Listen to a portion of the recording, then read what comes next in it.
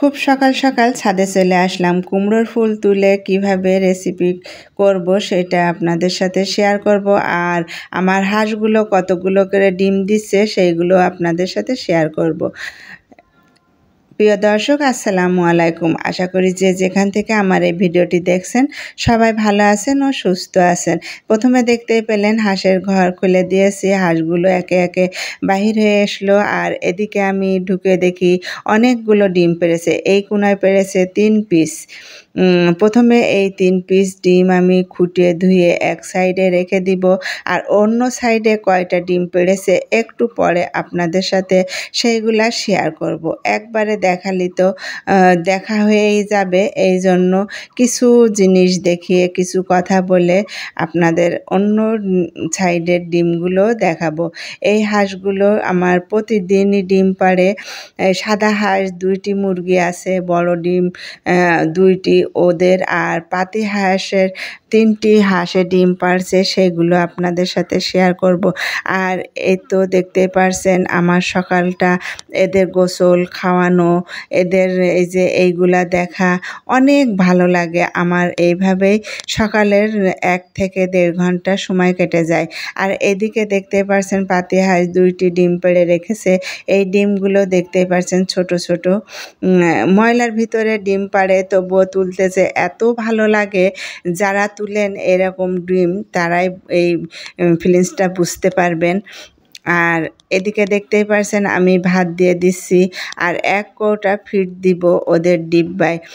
আর এরা বেরিয়ে প্রথমেই সাদা হাঁসগুলো ইচ্ছা মতো খাবে, আর পাতি হাঁসগুলো খেলো কি খেলো না ওরা পুকুরে চলে যাবে। এদের পুকুরটা আপনাদের সাথে এখন শেয়ার করি যে কিভাবে পুকুরে চলে যাচ্ছে। দেখুন, মাছ অথবা শামুক খুঁজতে। মেন কথা ওরা এইগুলা করে গোসল করে তারপরে এসে যখন দেখবে ভাত নেই, মানে সাদা হাঁসগুলো একদম খেয়ে নিবে, তখন ওরা ঘরের ভিতরে যে ওই ফিড দিয়েছি ওই ফিডগুলো খাবে। একদম বোকা। আর এইগুলো দেখেন কতটা মজা করে ভাত খাচ্ছে। এখানে 2টি মরগ আর 2টি মরগ মুরগি আছে। একটি মরগ আপনাদের ভাইয়া খাবে, আর একটি মরগ রাখবে, আর 2টি মুরগি মাশাআল্লাহ আলহামদুলিল্লাহ ডিম পাড়ছে। আর পাতি হাঁসও ডিম পাড়ছে। খুবই ভালো খবর, তাই না? আমার কাছে তো খুবই আনন্দ লাগে যখন হাঁসের ময়লার ভিতর থেকে ডিম খুঁটি, আর এদের গোসল, এদের খাওয়া, বা আমার সবজি গাছের পিছনে সময় দেয়া, ছাদে কিন্তু সকালটা আমার বেশ কেটে যায়।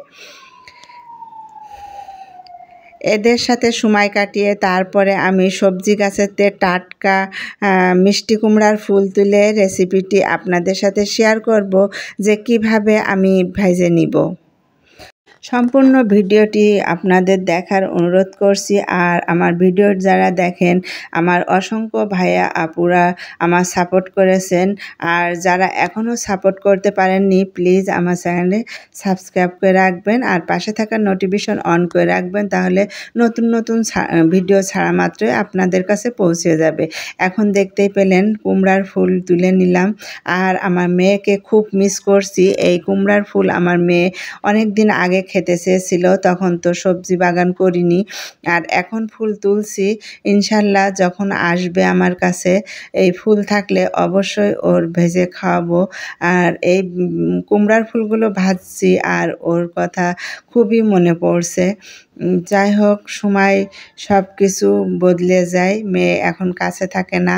আর রেসিপি করার জন্য 1/4 কাপ চালের গুঁড়া, আর 1/4 কাপ আটা, স্বাদ মতো লবণ, হলুদ, মরিচের গুঁড়া, আর দিয়ে দিলাম সামান্য পরিমাণ গরম মশলার গুঁড়া। এবার নর্মাল পানি দিয়ে খুব ভালো করে মিশিয়ে নিছি যেন কোনো দানা না থাকে।